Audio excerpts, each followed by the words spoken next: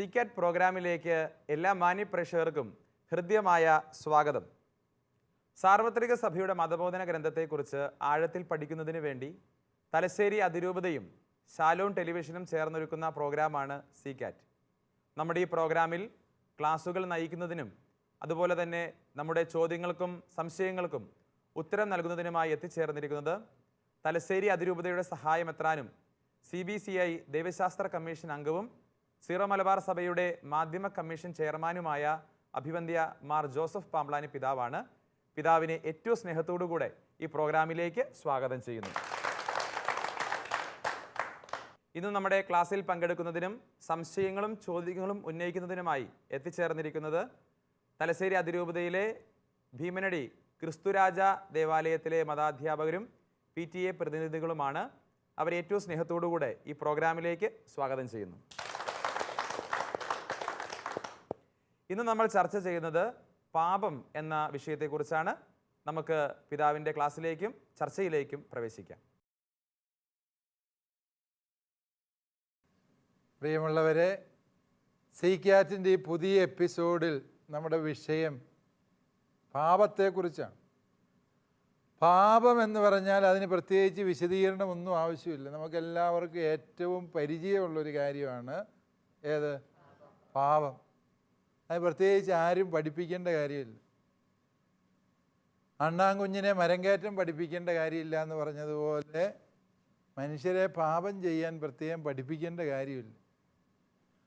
ഇത് എന്തുകൊണ്ടാണ് പാപം ഇത്രമേൽ സ്വാഭാവികമായി മനുഷ്യനിൽ പരിണമിക്കുന്നത് എന്ന് ചോദിച്ചാൽ, ദൈവീക വരപ്രസാദത്തോട് സഹകരിക്കാനുള്ള മനുഷ്യൻ്റെ പരിമിതികളും നിസ്സഹായതകളും താല്പര്യക്കുറവും എല്ലാം ചേർന്നാണ് പാപം ഇത്രമേൽ ഭയാനകമായി മാറുന്നത് എന്നതാണ് സത്യം. പാപത്തെക്കുറിച്ച് ഒരു ക്ലാസ് എടുക്കുക, അതിൻ്റെ ആവശ്യം വല്ലതും ഉണ്ടോ? നിങ്ങൾക്ക് എല്ലാവർക്കും പാപത്തെക്കുറിച്ച് അറിയാം. ആത്മീയ ജീവിതത്തിൽ പറയുന്നത് മനുഷ്യന് സ്വന്തം കഴിവുകൊണ്ട് ചെയ്യാവുന്ന ഒരേ ഒരു കാര്യം ഏതാണ്? പാപം. അതുകൊണ്ട് തന്നെ പാപത്തെക്കുറിച്ച് കൂടുതൽ പ്രബോധനങ്ങൾ തരാൻ ഞാൻ ഉദ്ദേശിക്കുന്നില്ല. എങ്ങനെയാണ് പാപം ചെയ്യേണ്ടതെന്ന് പഠിപ്പിക്കുകയല്ല, മറിച്ച് പാപത്തെക്കുറിച്ച് സഭയുടെ ചില പ്രബോധനങ്ങൾ മനസ്സിലാക്കുക എന്നുള്ളതാണ് നമ്മുടെ ലക്ഷ്യം. പാപത്തെക്കുറിച്ചുള്ള സഭയുടെ പ്രബോധനം ഇപ്രകാരമാണ്. പാപത്തെ നിങ്ങൾ വേദപാഠ ക്ലാസ്സിൽ നിർവചിച്ചിട്ടുണ്ട് അല്ലേ? ഏതെങ്കിലും അധ്യാപകർക്ക് നിങ്ങളുടെ വേദപാഠ ക്ലാസ്സിൽ ഒരു പാപ നിർവചനം? സക്കറിയാസ്, ദൈവകൽപ്പനയുടെ ലംഘനമാണ് പാപമെന്ന്. പാപം എന്നത് ദൈവകൽപ്പനകളുടെ സ്വതന്ത്രവും ബോധപൂർവവുമായ നിരസനമാണ് എന്നുള്ള നിർവചനം വിശുദ്ധ ആഗസ്തീനോസ് പുണ്യവാൻ നൽകുന്നതാണ്. അത് ശരിയുമാണ്. ദൈവസ്നേഹത്തെ വേണ്ട എന്ന് പറയുന്ന ദൈവസ്നേഹത്തിൻ്റെ നിരസനമാണ് പാപം എന്നൊക്കെയും നമ്മൾ പാപത്തെക്കുറിച്ച് നിർവചനങ്ങൾ കേട്ടിട്ടുണ്ട്. അല്പം കൂടി വിശാലമായൊരർത്ഥത്തിൽ പാപത്തെ നിർവചിച്ചാൽ ദൈവ മനുഷ്യ ബന്ധത്തിലുണ്ടാകുന്ന എല്ലാ വിള്ളലുകൾ, ഉലച്ചിലുകൾ, അത് പാപമാണ് അല്ലേ? അതായത് നിങ്ങൾ കുടുംബജീവിതം നയിക്കുന്നവർക്കറിയാം, ഭാര്യ ഭർത്താവിനെയും ഭർത്താവ് ഭാര്യയെയും സ്നേഹിക്കുന്നു, വിശ്വസിക്കുന്നു അല്ലേ? അതിന് ഏതെങ്കിലും തരത്തിലുള്ള വിശ്വാസഭംഗം വരുത്തുന്നത് ആ ദാമ്പത്യ ബന്ധത്തിൽ ഉലച്ചിൽ, തളർച്ച വരുത്തുന്ന പ്രവൃത്തിയാണ്. അതുപോലെയാണ് ദൈവ മനുഷ്യ ബന്ധം. ആ ബന്ധത്തിൽ നമ്മൾ ബോധപൂർവം വരുത്തുന്ന വീഴ്ചകൾ, അതാണ് പാപം എന്ന് പറയുക. ദൈവം എന്നെ എന്തുമാത്രം സ്നേഹിക്കുന്നു എന്ന സത്യം അറിഞ്ഞ ശേഷവും ഞാൻ ദൈവസ്നേഹത്തെ നിരസിക്കുമ്പോൾ അത് പാപമായി പരിണമിക്കുന്നു എന്ന സത്യം നാം തിരിച്ചറിയണം. പാപത്തെക്കുറിച്ച് പലതരം പാപങ്ങളുണ്ട്. എത്ര തരം പാപമുണ്ടെന്ന് ചോദിച്ചാൽ ദൈവം തമ്പുരാന് പോലും അറിയാൻ പാടില്ല അല്ലേ? എന്തുമാത്രം പാപങ്ങളാണ്. മറിച്ച് ഈ പാപം ചില തലപ്പെട്ട ദോഷങ്ങൾ, ക്യാപിറ്റൽ സിൻസ്, മൂലപാപങ്ങൾ നിങ്ങൾക്ക് കേട്ടിട്ടുണ്ട് ഇല്ലേ? 1-2 മൂലപാപങ്ങൾ. എത്രയുണ്ട് മൂലപാപം? 7 മൂലപാപം. ഓരോരുത്തരും അവരവർക്ക് ഇഷ്ടപ്പെട്ടത് പറയുകയാണെങ്കിൽ തന്നെ 7 ആയിക്കോളും. ഏതൊക്കെയാണ്? നിഗളം, ഒരു മൂലഭാവമാണ്. ദ്രവ്യാഗ്രഹം. ദ്രവ്യാഗ്രഹം. അഹങ്കാരം എന്ന് പറയുന്ന ഈ നിഗളത്തിൻ്റെ തന്നെ ഒരു രൂപമാണ്. കോപം, അലസത, മടി, മടി, കൊതി, അസൂയ, അസൂയ. 7 ഭാവത്തിൽ കൂടിയോ നിങ്ങൾ? മോഹം, അല്ലേ? അതായത് 7 മൂലഭാവങ്ങളാണുള്ളത്. ഈ മൂലഭാവങ്ങൾ ഞാൻ പറഞ്ഞല്ലോ, ഓരോരുത്തരും അവരവരുടേത് പറഞ്ഞു കഴിയുമ്പം തന്നെ 7 എണ്ണം ആകും, അല്ലേ? അപ്പോൾ ഈ മൂലഭാവങ്ങൾ എന്ന് പറഞ്ഞൊരു വേർതിരിവ് നമ്മൾ കാണുന്നുണ്ട്. പിന്നെ നമ്മൾ കേട്ടിട്ടുണ്ട് മാരകപാപങ്ങളും ലഘുപാപം. മാരകപാപം എന്ന് പറഞ്ഞാൽ എന്താണ് അതിൻ്റെ അർത്ഥം? മോർട്ടൽ സിൻ എന്ന് പറഞ്ഞാൽ മരണകരമായ പാപത്തെയാണ് മാരകപാപം എന്ന് പറയും. നിത്യജീവൻ നഷ്ടമാക്കുന്ന പാപങ്ങളെയാണ് മാരകപാപം എന്ന് പറയുക. നമ്മിലെ ദൈവസ്നേഹത്തെ സമ്പൂർണമായും ഇല്ലാതാക്കുകയും ഈശോമിശിഹായുടെ തിരുരക്തത്തിലൂടെ നമുക്ക് കിട്ടിയ നിത്യജീവനിലെ പങ്കാളിത്തം നഷ്ടമാക്കുകയും ചെയ്യുന്ന പ്രവൃത്തിയെയാണ് മാരകപാപം എന്ന് പറയുക. നരകത്തിൽ പോകാൻ എത്ര പാപം ചെയ്യണം? ഒരു മാരകപാപം മതി നരകത്തിൽ പോകാൻ. മനസ്സിലായോ? അപ്പോൾ നമ്മളെയൊക്കെ ഇടാൻ വേറെ നരകം ഉണ്ടാക്കേണ്ടി വരും, അല്ലേ? ഇത്രയും മാരകപാപം ചെയ്ത് കഴിയുമ്പോൾ നരകത്തിൽ പോകാൻ ഒരു മാരകപാപം മതി എന്ന് പറയുമ്പോൾ മാരകപാപത്തിൻ്റെ ഗൗരവം നമുക്ക് മനസ്സിലാക്കാവുന്നേ ഉള്ളൂ. ഈ മാരകപാപം ഇല്ലാതാക്കാൻ ഒരേ ഒരു വഴിയേ ഈശോമിശിഹാ കണ്ടുപിടിച്ചിട്ടുള്ളൂ. ഏതാണത്? ചെയ്യാതിരിക്കുക. അതൊക്കെ അതാണ് ഏറ്റവും നല്ല വഴി. ചെയ്തു പോയാൽ മാരകപാപം ഇല്ലാതാക്കാൻ ഒരേ ഒരു വഴിയേ ഉള്ളൂ. വിശുദ്ധ കുംഭസാരം എന്ന കൂദാശ സ്വീകരിക്കുക. അതുകൊണ്ട് ഈ കുംഭസാരം എന്ന കൂദാശ പരമപ്രധാനമാണ്. ഇന്ന് പലതും കുംഭസാരത്തിനെതിരായി പറയപ്പെടുന്നതിനാൽ പല കാര്യങ്ങളും പല വ്യക്തികളും വിളിച്ചു പറഞ്ഞ് നടക്കുന്നത് കൊണ്ട് മനുഷ്യർക്ക് ഈ വിശുദ്ധ കൂദാശയെക്കുറിച്ച് പല ആശങ്കകളും മനസ്സിൽ രൂപം കൊള്ളുന്നുണ്ട്. അത് ഒരു അപകടമാണ്, പിശാചിൻ്റെ പ്രലോഭനമാണ്. വിശുദ്ധ കുംഭസാരം എന്ന കൂദാശയിലൂടെ മാത്രമേ ഈശോമിശിഹായുടെ രക്ഷയിൽ പാപിക്ക് പങ്കാളിത്തം ലഭിക്കുന്നുള്ളൂ. അത് നമ്മളാരും കണ്ടുപിടിച്ചതല്ല. ഈശോമിശിഹായുടെ അനന്തബുദ്ധിയിൽ അവിടുന്ന് തീരുമാനിച്ചതാണ്. കുംഭസാരക്കൂട്ടിൽ വന്ന് പാപമേറ്റ് പറയുന്ന മനുഷ്യനെ തൻ്റെ തിരുരക്തം കൊണ്ട് കഴുകി വിമലീകരിച്ച് വിശുദ്ധീകരിക്കണം എന്നുള്ളത് ഈശോമിശിഹായുടെ തീരുമാനമാണ്. അതാണ് തിരുസഭ നടപ്പിലാക്കിക്കൊണ്ടിരിക്കുന്നത്. കുംഭസാരം എന്ന കൂദാശയെക്കുറിച്ച് നമ്മൾ വിശദമായി മുൻ എപ്പിസോഡുകളിൽ പഠിച്ചിട്ടുള്ളതാണ്. അപ്പോൾ മാരകപാപത്തെ കുംഭസാരം എന്ന കൂദാശയിലൂടെ പരിഹരിക്കാം. ലഘുപാപം എന്ന് പറഞ്ഞാൽ എന്താണ്? മരണകരമല്ലത്. മരണകരമല്ലാത്ത പാപമാണ്. മരണകരമല്ലാത്ത പാപമാണെങ്കിൽ ദൈവസ്നേഹം പൂർണ്ണമായും നഷ്ടപ്പെടുന്നില്ല, അതിൽ കുറവ് വരുത്തുന്നതേ ഉള്ളൂ. അപ്രകാരമുള്ള അവസ്ഥയാണ് ലഘുപാപം. ലഘുപാപം കുംഭസാരത്തിലൂടെ തീർച്ചയായും മോചിക്കപ്പെടും. ലഘുപാപങ്ങൾ വിശുദ്ധ കുർബാനയിലെ അനുതാപ ശുശ്രൂഷയിലൂടെ മോചിക്കപ്പെടും എന്ന് തിരുസഭ പഠിപ്പിക്കുന്നുണ്ട്. അതുപോലെ തന്നെ പാപമോചനം നൽകുന്ന കൂദാശകളുടെ സമയം, പ്രത്യേകമായി രോഗീലേപനം എന്ന കൂദാശയുടെ സമയത്ത് അതിൻ്റെ മോചനം, മാമോദീസായുടെ സമയത്ത് ജന്മപാപവും കർമ്മപാപവും എന്തെല്ലാം ഉണ്ടോ അതെല്ലാം മോചിക്കപ്പെടുകയും ചെയ്യും. അതുകൊണ്ട് മാമോദീസ, വിശുദ്ധ കുംഭസാരം, വിശുദ്ധ കുർബാന, രോഗീലേപനം എന്നീ അവസരങ്ങളിൽ പാപമോചനത്തിൻ്റെ അനുഗ്രഹം ദൈവം നമുക്ക് പ്രദാനം ചെയ്യുന്നുണ്ട്. അപ്പോൾ പാപത്തെ ഗൗരവമായി തന്നെ മനസ്സിലാക്കണം. പാപം എത്രമേൽ വലിയ ഗുരുതരമായ പ്രതിസന്ധിയാണ് എന്ന് അറിയണമെങ്കിൽ നമ്മൾ ഈശോമിശിഹായുടെ കുരിശിലേക്കാണ് നോക്കേണ്ടത്. പാപത്തിന് ഇത്രമേൽ ഭയാനകമായ പരിണിതിയുണ്ട്. നാം ചെയ്ത പാപങ്ങൾ നമ്മെ കുരിശിലെ സഹനങ്ങൾക്ക് സമാനമായ ദുരന്തത്തിലെത്തിക്കേണ്ടതായിരുന്നു. പക്ഷേ നമുക്ക് പകരമായി പാപമില്ലാത്തവൻ കുരിശിലേറിയപ്പോൾ നമ്മുടെ പാപങ്ങൾ പരിഹരിക്കപ്പെട്ടു എന്ന് നാം വിശ്വസിക്കുന്നു. പാപത്തിൻ്റെ ദുരന്തവും പാപത്തിൻ്റെ പരിണിതഫലവും എത്രമേൽ ഭയാനകമാണ് എന്നുള്ളതിൻ്റെ യഥാർത്ഥ സാക്ഷ്യം ഈശോമിശിഹായുടെ കുരിശാണ് എന്ന സത്യം കൂടി നമ്മൾ ഓർക്കണം.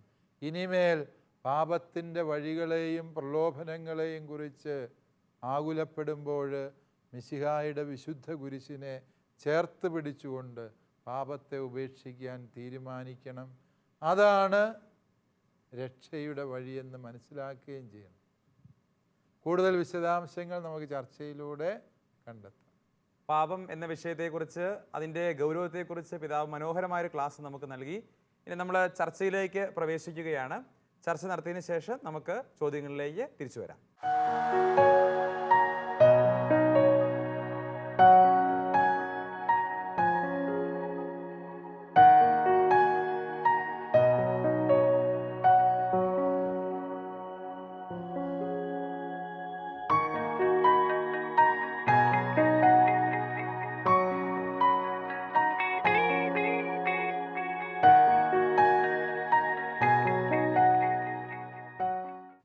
നല്ല ചൂടേറിയ ചർച്ചയായിരുന്നു നടന്നതെന്ന് തോന്നുന്നു, അല്ലേ? കഴിഞ്ഞ പ്രാവശ്യം സുഹൃത്തുക്കളെക്കുറിച്ച് നടത്തിയ ചർച്ചയേക്കാളും കൂടുതൽ ഗഹനമായ ഗൗരവമുള്ള ചർച്ചകളാണ് ഇപ്രാവശ്യം നടത്തിയത്, ആണോ? അപ്പോൾ തീർച്ചയായിട്ടും നല്ല ചോദ്യങ്ങൾ നിങ്ങൾ രൂപപ്പെടുത്തിയെന്ന് വിശ്വസിക്കുന്നു.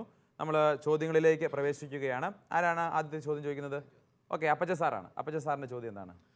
പിതാവ്, എൻ്റെ ചോദ്യം, പാപം ചെയ്യുന്നത് വഴി ദൈവവും മനുഷ്യനും പ്രകൃതിയുമായിട്ടുള്ള ബന്ധം വിച്ഛേദിക്കപ്പെടുന്നു എന്ന് പറയുന്നുണ്ട്. ഇത് എങ്ങനെയാണ് സംഭവിക്കുന്നതെന്ന് വിശദീകരിക്കാവോ? യെസ്, പാപം ചെയ്യുന്നതിലൂടെ മനുഷ്യൻ ദൈവം നൽകിയ ഒരു കൽപ്പന ബോധപൂർവം നിരസിക്കുകയാണ്. അപ്പോൾ ആദ്യ മാതാപിതാക്കളുടെ പാപം തന്നെ എടുക്കുക. ആദ്യ മാതാപിതാക്കൾ പാപം ചെയ്ത് കഴിഞ്ഞപ്പോൾ സംഭവിച്ചത് എന്താ? പിറ്റേന്ന് ദൈവം തോട്ടത്തിൽ ഉലാത്താൻ വന്നു. ഉൽപ്പത്തി പുസ്തകം 3-ാം അധ്യായം 7-ാം വാക്യം.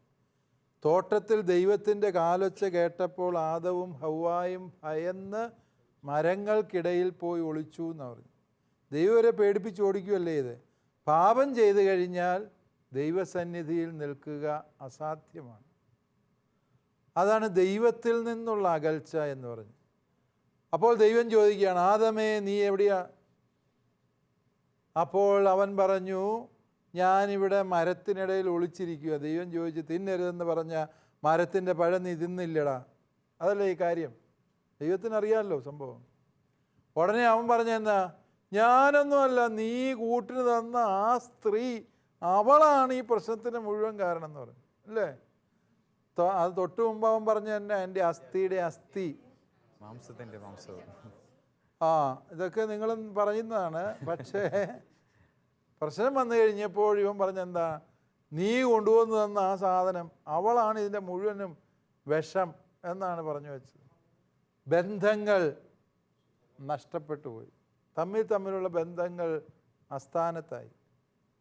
3-ാം അധ്യായം 18-ാം വാചകത്തിൽ പറയുന്നുണ്ട്, ആദമേ നീ പാപം ചെയ്തതിനാൽ കൃഷിഭൂമി നിനക്ക് വിളവ് തരികയല്ല. അല്ലേ? ആദം പാപം ചെയ്തെന്ന് വിചാരിച്ച് കൃഷിഭൂമിക്ക് എന്നാ? പറമ്പിൽ നിൽക്കുന്ന തെങ്ങിനും കവുങ്ങിനും എന്താ പാപം ചെയ്തതിൻ്റെ പേരിൽ ദോഷം വരിക? അതാണ് പ്രകൃതി തന്നെ അതിനോട് പ്രതിഷേധിക്കുന്നു, പാപത്തോട്. കാരണം ഈ പ്രകൃതിക്ക് ദൈവം കൊടുത്ത ഒരു താളമുണ്ട്. ആ താളത്തിലാണ് പ്രകൃതിയുടെ പ്രവർത്തനങ്ങൾ അത്രയും. മനുഷ്യൻ പാപം ചെയ്യുമ്പോൾ ദൈവവും പ്രപഞ്ചവും തമ്മിലുള്ള ആ താളം നഷ്ടമാവുകയും അത് ദുരന്തമായി തീരുകയും ചെയ്യുന്നു. പ്രകൃതി തന്നെ പ്രതിഷേധിക്കുന്നു. നമ്മൾ സ്വാർത്ഥത കൊണ്ട് നാട്ടിലെ സർവ്വ എണ്ണയും കുഴിച്ചെടുത്ത് ഇവിടെ വണ്ടി ഓടിച്ചുകൊണ്ട് നടക്കുമ്പോൾ, ഓരോരുത്തരും ഓരോ വണ്ടി ഓടിച്ചുകൊണ്ട് നടക്കുമ്പോൾ അന്തരീക്ഷത്തിൽ കാർബണിൻ്റെ അളവ് കൂടി, പ്രകൃതി ചൂടായി, പ്രകൃതി പല ദുരന്തങ്ങളും നമുക്ക് തരുന്നു. പ്രപഞ്ചം പ്രതികരിക്കുന്നു എന്നുള്ളത് ഉൽപ്പത്തി ഗ്രന്ഥകാരൻ തന്നെ നമുക്ക് പറഞ്ഞു തന്ന സത്യമാണ്. അതുകൊണ്ട് പാപത്തെ നമ്മുടെ വ്യക്തിപരമായൊരു വിഷയമായി മാത്രം ആർക്കും ഒതുക്കാൻ പറ്റില്ല. പാപം ദൈവത്തോടും മനുഷ്യരോടും പ്രപഞ്ചത്തോടും തന്നോട് തന്നെയും മനുഷ്യൻ നടത്തുന്ന അതിക്രമമായി പാപത്തെ മനസ്സിലാക്കേണ്ടി വരും. അടുത്ത ചോദ്യം ആരാണ് ചോദിക്കുന്നത്? ഓക്കെ, ടീച്ചറുടെ ചോദ്യം. പിതാവേ, മതബോധന ഗ്രന്ഥത്തിലെ 1851 ഖണ്ഡികയിൽ പറയുന്നു, ക്രിസ്തുവിൻ്റെ പീഡാനുഭവത്തിൽ അവിടുത്തെ കാരുണ്യം പാപത്തെ കീഴടക്കാൻ തുടങ്ങിയപ്പോഴാണ് പാപം അതിൻ്റെ ആക്രമവും വൈവിധ്യവും ഏറ്റവും വെളിപ്പെടുത്തിയത്. ഈ സാഹചര്യത്തിൽ നമുക്ക് എങ്ങനെയാണ് പാപത്തെ കീഴടക്കാൻ സാധിക്കുക? നമ്മൾ പാപത്തെ കീഴടക്കാൻ ശ്രമിക്കുമ്പോൾ തിന്മ അതിൻ്റെ ഉഗ്ര സ്വഭാവം കാണിക്കുകയില്ലേ? ഈശോയുടെ കുരിശിലാണ് പാപം അതിൻ്റെ ഭീകരത വ്യക്തമാക്കിയത് എന്നും മിശിഹാ തൻ്റെ കാരുണ്യം കൊണ്ട് പാപത്തെ നേരിടാൻ ഒരുങ്ങിയപ്പോൾ പാപം അതിൻ്റെ എല്ലാ രൗദ്രതയും പ്രകടമാക്കി എന്നാണ് മതബോധന ഗ്രന്ഥം പറയുന്നത്. അതിനെ വിശദീകരണമാണ് ടീച്ചർ ചോദിക്കുന്നത്. ഈശോയ്ക്ക് പോലും അത്രയും പ്രശ്നമായിരുന്നെങ്കിൽ നമ്മൾ പാപത്തെ നേരിടാൻ ശ്രമിച്ചാൽ എങ്ങനെയാണ് രക്ഷപ്പെടുന്നതെന്നാണ് ടീച്ചറിൻ്റെ ചോദ്യം. അത് നല്ലൊരു ചോദ്യമാണ്. കാരണം അതിൽ വലിയ ദൈവശാസ്ത്ര വിഷയങ്ങൾ അടങ്ങിയിട്ടുണ്ട്. നമുക്കാർക്കും പാപത്തെ തോൽപ്പിക്കാൻ പറ്റിയാൽ, പാപത്തെ തോൽപ്പിക്കാൻ, പിശാചിനെ പരാജയപ്പെടുത്താൻ കഴിയുന്ന ആർക്ക് മാത്രമേ ഉള്ളൂ? ദൈവത്തിന്, ഈശോ മിശിഹായ്ക്ക് മാത്രമേ ഉള്ളൂ. ഈശോ കുരിശിൽ പിശാചിനെ തോൽപ്പിച്ചു എന്നതുകൊണ്ടാണ് നമുക്ക് പാപത്തെ നേരിടാൻ സാധിക്കുക. നമ്മുടെ കഴിവല്ല പാപത്തിൻ്റെ മേലുള്ള വിജയം. ഇവിടെ രണ്ട് കാര്യങ്ങളാണ് മതബോധന ഗ്രന്ഥം പഠിപ്പിക്കാൻ ആഗ്രഹിക്കുന്നത്. ഒന്ന്, ഈശോയുടെ കുരിശിനെ നോക്കുമ്പോഴാണ് പാപത്തിൻ്റെ ഉഗ്രത, അതിൻ്റെ രൗദ്രത, ഭയാനകത നമുക്ക് മനസ്സിലാകുന്നു, അല്ലേ? ഈശോ കുരിശിൽ അനുഭവിക്കുന്ന ആ കൊടിയ പീഡകൾ. 3 ആണിയെ തൂങ്ങി ഈശോ കിടക്കുകയാണ്. അങ്ങനെ തൂങ്ങിക്കിടക്കുമ്പോൾ ഈശോയുടെ മാംസം എല്ലേന്ന് വേർപെടുന്ന രീതിയിലുള്ള പീഡനങ്ങൾ അനുഭവിച്ച ശേഷമാണ്. അതേക്കുറിച്ച് ചരിത്രകാരന്മാർ പറയുന്നത്, കുരിശെ തറയ്ക്കുന്നവരെ 40 തവണ ചമ്മട്ടിക്കടിക്കും. എന്തിനാന്ന് ചോദിച്ചാൽ ഈ പുറത്തെ മുഴുവൻ മാംസവും തെറിച്ചു പോകാൻ വേണ്ടി. തെറിച്ചു പോയില്ലേലുള്ള കുഴപ്പം എന്നാന്ന് ചോദിച്ചാൽ, ഇവൻ ഈ കുരിശെ കിടക്കുന്ന ഈ പുറം കൊണ്ട് ഈ കുരിശിൻ്റെ നെടിയ തണ്ടേൽ അമർത്തിപ്പിടിക്കും. അപ്പോൾ അവന് വേദന കുറയും, പെട്ടെന്ന് മരിക്കുകയല്ല. അതുണ്ടാകാതിരിക്കാൻ വേണ്ടി കുരിശയിലേക്ക് ശരീരം അടുപ്പിക്കുക പോലും ചെയ്യാതിരിക്കാൻ ഈ പെടലി മുതൽ താഴെ വരെയുള്ള മാംസം അടിച്ച് പറിച്ച് തെറിപ്പിച്ച് കളയുന്നതാണ് ചമ്മട്ടിയടി. ഇത്രയും വലിയ വേദനയും ഏറ്റാണ് കർത്താവ് കുരിശേ കിടക്കുന്നതെന്ന് ഓർക്കുക. അതാണ് മതബോധന ഗ്രന്ഥം പറയുന്നത്, മിശിഹ തൻ്റെ കാരുണ്യം കൊണ്ട് പാപത്തെ കീഴടക്കാൻ ശ്രമിച്ചപ്പോൾ പാപം അതിൻ്റെ രൗദ്രത കാണിച്ചു. അതാണ് ഈശോയുടെ പീഡകൾ. നമ്മൾ പാപത്തെ അതിജീവിക്കാൻ ശ്രമിക്കുന്നത് ഈശോയോടൊത്താണ്. നമ്മുടെ മേൽ പാപത്തിന് അധികാരമൊന്നുമില്ല. ഈശോയോടൊത്ത് നാം ആയിരിക്കുന്നിടത്തോളം കാലം, ഈശോയോട് ചേർന്ന് പാപത്തെ അതിജീവിക്കാൻ പരിശ്രമിക്കുന്നിടത്തോളം കാലം പാപത്തിന് നമ്മുടെ മേൽ ഒരു രൗദ്രതയും കാണിക്കാൻ പറ്റില്ല. അതേസമയം പാപത്തെ നാം കീഴടക്കാതെ പാപത്തിൻ്റെ വഴിയെ തന്നെ നമ്മൾ നിർബാധം സഞ്ചരിക്കുമ്പോൾ എന്ത് സംഭവിക്കുന്നു? കുരിശേൽ ഈശോ നമുക്ക് വേണ്ടി അനുഭവിച്ച പീഡകൾ വ്യർത്ഥമാവുകയും ഈശോ അനുഭവിച്ച പീഡകൾക്ക് സമാനമായ പീഡകളിലേക്ക് പിശാച് നമ്മളെ കൊണ്ടുപോവുകയും ചെയ്യുന്നു എന്നുള്ളതാണ് സത്യം. അതുകൊണ്ടാണ് മതബോധന ഗ്രന്ഥം പറയുന്നത്, പാപത്തെ അതിൻ്റെ രൗദ്രതയിൽ മനസ്സിലാക്കുന്നത് കുരിശിലാണെന്നും ആ ക്രൂശിതനോട് ചേർന്ന് നിന്നുകൊണ്ട് പാപത്തെ അതിജീവിക്കാൻ പരിശ്രമിക്കണം എന്നും പറയുന്നതിൻ്റെ പൊരുൾ വളരെ ആഴമുള്ളതാണ്. ശരിക്കും ആലോചിച്ചാൽ മാത്രമേ നമുക്ക് മനസ്സിലാവൂ. ടീച്ചർക്ക് ഉത്തരം വ്യക്തമായല്ലോ അല്ലേ? ഓക്കെ, അടുത്ത ചോദ്യം ആരാണ് ചോദിക്കുന്നത്? ഓക്കെ, ടീച്ചറാണ്. ടീച്ചറുടെ ചോദ്യം എന്താണ്? പിതാവേ, എൻ്റെ ചോദ്യം ഇതാണ്. മതബോധന ഗ്രന്ഥം 1853 ഖണ്ഡികയിൽ പറയുന്നു, ഓരോ മാനുഷിക പ്രവൃത്തിയെ സംബന്ധിച്ചെന്ന പോലെ പാപങ്ങളെ അവയുടെ വിഷയമനുസരിച്ച് വേർതിരിക്കാമെന്ന്. ഈ പാപങ്ങളുടെ വേർതിരിവിനെ കുറിച്ച് ഒന്ന് പറയാമോ? പാപങ്ങളുടെ വേർതിരിവ് എന്ന് പറയുന്നത്, പാപത്തെ അങ്ങനെ പ്രത്യേകിച്ച് വേർതിരിക്കേണ്ട കാര്യമൊന്നുമില്ല. എല്ലാം പാപമാണ്, അല്ലേ? എല്ലാം നമ്മളെ നരകത്തിലും നിത്യശിക്ഷയിലും എത്തിക്കുന്നതാണ്. അതുകൊണ്ട് ഇന്ന പാപം ചെയ്താൽ നരകത്തിൽ പോകുമോ, ഇന്നത് പോകാതിരിക്കുമോ എന്നുള്ള ചോദ്യത്തിന് പ്രസക്തിയില്ല. എല്ലാ പാപവും നമ്മളെ നാശത്തിൻ്റെ വഴിയിലൂടെ മുമ്പോട്ട് കൊണ്ടുപോകുന്നതാണ്. അതിൽ നിന്ന് ചില വേർതിരിവുകളുണ്ട്. ചില പാപങ്ങളെ നമ്മൾ മൂലപാപങ്ങൾ എന്ന് വിശേഷിപ്പിക്കും. ഞാൻ ആമുഖ ക്ലാസ്സിൽ പറഞ്ഞതാണ് മൂലപാപങ്ങൾ. നമുക്ക് ഈ മൂലപാപങ്ങൾ എന്ന് പറഞ്ഞാൽ അതിൻ്റെ അർത്ഥം എന്താണ്? പല പാപങ്ങൾക്കും പ്രേരണ കൊടുക്കുന്ന പാപങ്ങളാണ്. ഇപ്പം അഹങ്കാരം അതൊരു മൂലപാപമാണ് എന്ന് പറയാൻ കാരണം എന്താണ്? ഈ അഹങ്കാരം ഉണ്ടെങ്കിൽ അതിൻ്റെ കൂടെ വേറെ കുറേ അനുബന്ധ പാപങ്ങൾ വരും.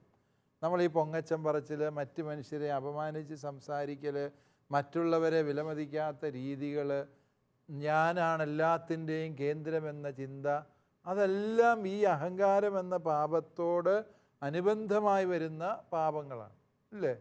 അതുപോലെ ദ്രവ്യാഗ്രഹം മൂലപാപമാകുന്നത് എന്തുകൊണ്ടാണ്? ഈ ദ്രവ്യാഗ്രഹം വന്നു കഴിഞ്ഞാൽ പിന്നെ ആർക്കും ഒരു ഉപകാരവും ചെയ്യുക, അറുത്ത കൈക്ക് ഉപ്പ് തേക്കിയല്ലാത്ത മനുഷ്യരെന്ന് പറയുകയല്ലേ. ആ ജാതി മനുഷ്യരുണ്ട്. ഒരുപാട് പിന്തിരിഞ്ഞ് നോക്കുമൊന്നും വേണ്ട, നമ്മുടെയൊക്കെ ജീവിതം തന്നെ നോക്കിയാൽ മനസ്സിലാകും. നമുക്കൊക്കെ ദ്രവ്യാഗ്രഹമുണ്ട്. ടീച്ചർമാരുടെ കയ്യിൽ ഒരു 10 വളയുണ്ടെന്ന് വിചാരിക്കും. ഇവിടെ നിങ്ങളുടെയല്ല, വളരെ വിദൂര ദേശത്ത്. ആ 10 വളയുള്ള ടീച്ചർ അയലോക്കത്തെ വീട്ടിലെ ഒരു കൊച്ച് കല്യാണം നിവൃത്തിയില്ലാതെ നിൽക്കുമ്പോൾ 2 വളയൂരി അതിന് കൊടുക്കാൻ തീരുമാനിക്കുമ്പോൾ എന്താണ് ടീച്ചർ തെളിയിക്കുന്നത്? ദ്രവ്യാഗ്രഹത്തെ അതിജീവിച്ചു എന്നാണ്, അല്ലേ? ദ്രവ്യാഗ്രഹം അന്യായ പലിശ മേടിക്കാൻ വേണ്ടി അസത്യമായ വഴികളിലേക്ക് നമ്മളെ നയിക്കാറുണ്ട്. കള്ളത്തരം പറഞ്ഞും തട്ടിപ്പും വെട്ടിപ്പും നടത്തിയും സമ്പത്തുണ്ടാക്കുന്നവരുണ്ട്. ഇതൊക്കെയും ദ്രവ്യാഗ്രഹത്തിൽ നിന്ന് ഉത്ഭവിക്കുന്ന പാപങ്ങളാണ്. അതുകൊണ്ടാണ് ആ പാപങ്ങളെ മൂലപാപങ്ങൾ. അതുണ്ടെങ്കിൽ അതിൻ്റെ കൂടെ കുറേ അനുബന്ധ പാപങ്ങളും കൂടി ഉണ്ട് എന്നാണ് അതിൻ്റെ അർത്ഥം. ആ അർത്ഥത്തിൽ നമ്മളതിനെ തിരിച്ചറിയേണ്ടതുണ്ട്. അതുപോലെ തന്നെ പാപങ്ങളെ മനസ്സിലാക്കാനുള്ള മറ്റൊരു വഴിയാണ് ദൈവകൽപ്പനകൾ, 10 പ്രമാണങ്ങളുടെ ലംഘനങ്ങൾ. അവ പാപങ്ങളാണ്. നിൻ്റെ ദൈവമായ കർത്താവ് ഞാനാണ്, ഞാനല്ലാതെ മറ്റൊരു ദൈവം നിനക്കുണ്ടാകരുത് എന്ന് പറയുമ്പോൾ ആ ദൈവകൽപ്പനയെ ലംഘിക്കുന്ന വിവിധ രീതികളുണ്ട്. വിഗ്രഹാരാധന, ദൈവത്തിന് കൊടുക്കേണ്ട സ്ഥാനം മറ്റു വ്യക്തികൾക്കോ വസ്തുക്കൾക്കോ കൊടുക്കുന്നത് ഈ 1-ാം പ്രമാണത്തിൻ്റെ ലംഘനമായി വരുന്ന പാപമാണ്. അതുപോലെ തന്നെ ആഭിചാരക്രിയകൾ, ക്ഷുദ്രപ്രയോഗങ്ങൾ, കൂടോത്രം, മന്ത്രവാദം, ഇതൊക്കെ ചെയ്യുന്നത് എന്താണ്? 1-ാം പ്രമാണ ലംഘനമാണ്. അപ്പോൾ പ്രമാണങ്ങളുടെ വെളിച്ചത്തിൽ നമുക്ക് പാപത്തെ മനസ്സിലാക്കാൻ പറ്റും. 2ാമത്തെ വഴി പാപത്തെ വേർതിരിച്ച് മനസ്സിലാക്കാനുള്ള വഴി അതാണ്. 6-ാം പ്രമാണം വ്യഭിചാരം ചെയ്യരുത് എന്ന് പറയുമ്പോൾ വ്യഭിചാരം എന്നത് നിഘണ്ടുവിലെ നിയതാർത്ഥം നോക്കിയാൽ വിവാഹം ചെയ്തവർ ദാമ്പത്യ വിശ്വസ്തതയ്ക്ക് വിരുദ്ധമായി ചെയ്യുന്ന പ്രവൃത്തിയെയാണ് വ്യഭിചാരം എന്ന് പറയും. പക്ഷേ ആ കൽപ്പനയിൽ എല്ലാ തരത്തിലുള്ള അശുദ്ധ പാപങ്ങളും പെടും. സ്വയംഭോഗം, സ്വവർഗഭോഗം, മൃഗഭോഗം, അതുപോലെ തന്നെ ബ്ലൂ ഫിലിം കാണുക, പോർണോഗ്രഫി, എല്ലാ പാപങ്ങളും അതിനകത്ത് വിടും. അപ്പോൾ ഈ ദൈവപ്രമാണങ്ങൾ എന്ന് പറയുന്നത് പാപത്തിൻ്റെ ഒരു വലിയ മേഖലയെ തുറന്ന് കാണിക്കുന്നു എന്നുള്ള അർത്ഥത്തിലാണ് അതിനെ നമ്മൾ മനസ്സിലാക്കേണ്ടത്. അതുപോലെ തന്നെ മാരകപാപം, ലഘുപാപം എന്ന് പറയുന്ന വിഭജനമുണ്ട്. അതിൻ്റെ അർത്ഥം എന്താണെന്ന് ഞാൻ നേരത്തെ വിശദീകരിച്ചതാണ്. മാരകപാപം എന്ന് പറയുന്നാൽ നമ്മുടെ ആത്മാവിനെ നിത്യമരണത്തിൽ എത്തിക്കാൻ കഴിവുള്ള പാപം, അതാണ് മാരകപാപം. ചുരുക്കി പറഞ്ഞാൽ നമ്മളെ നരകത്തിലെത്തിക്കാൻ കഴിവുള്ള പാപം ഏതോ അതാണ് ഏത്? ഈ വിഷയത്തെക്കുറിച്ചുള്ള ചർച്ച ഇവിടെ അവസാനിക്കുന്നില്ല. അടുത്ത എപ്പിസോഡിൽ വീണ്ടും കാണുന്നതുവരെ നന്ദി, നമസ്കാരം.